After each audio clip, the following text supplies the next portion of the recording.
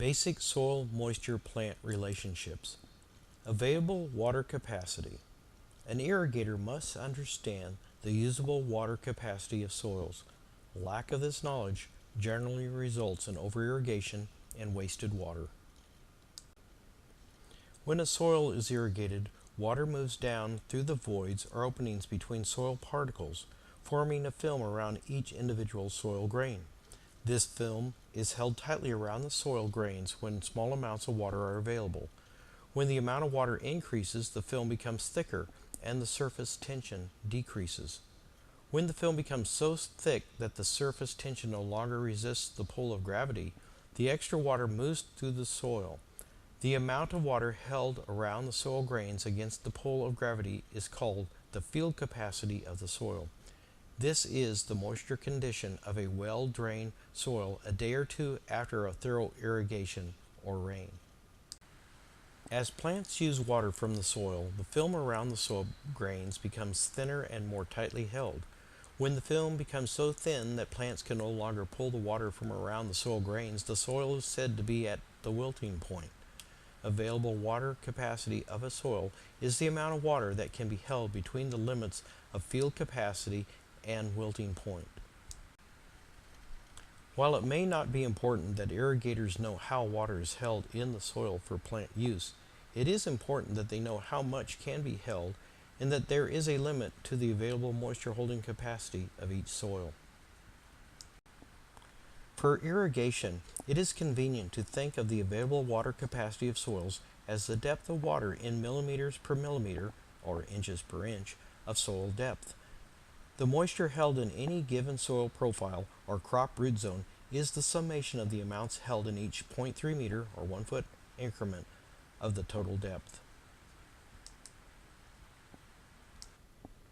Many determinations of the available water capacity of soils have been made. The available water capacity of some soils is shown in irrigation guides that have been prepared for specific irrigation areas. Crop root zone depths. The total amount of water held available for plant use in any soil depends on the depth of the root zone. This root zone depth may be limited by the soil's characteristics or the plant's root development characteristics.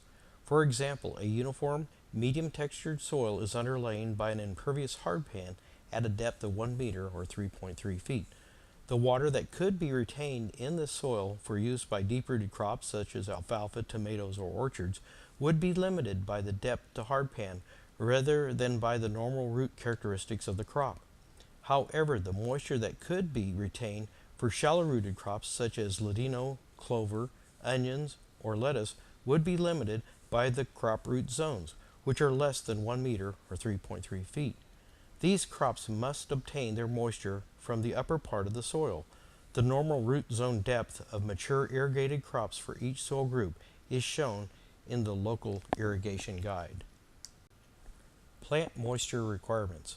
Plants must have a continuous supply of readily available moisture to maintain rapid, vigorous growth.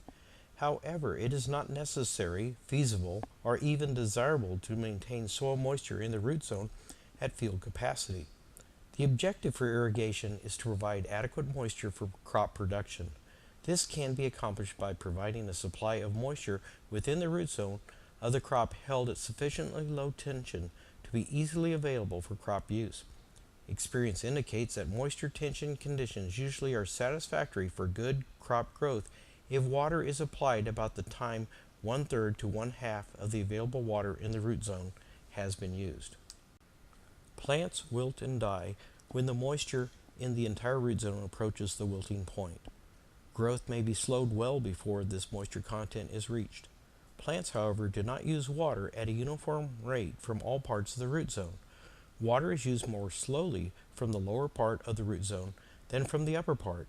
Under normal irrigation conditions, plants obtain about 40% of their water from the upper quarter of the root zone, 30% from the second quarter, 20% from the third quarter, and about 10% from the bottom quarter.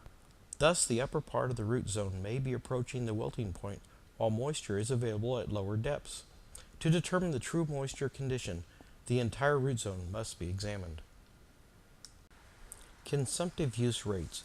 The moisture used by plants plus the moisture that evaporates directly from the surface of the field is called consumptive use.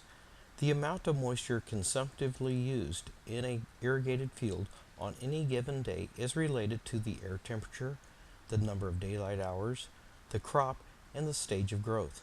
Other factors such as wind and relative humidity also affect consumptive use rates. All crops have relatively low consumptive use rates when they are young. Their highest rates usually occur as they approach the stage of maximum vegetative development. For comparable stages of crop growth, consumptive use rates are greater on long, hot summer days than on short, cool spring or fall days.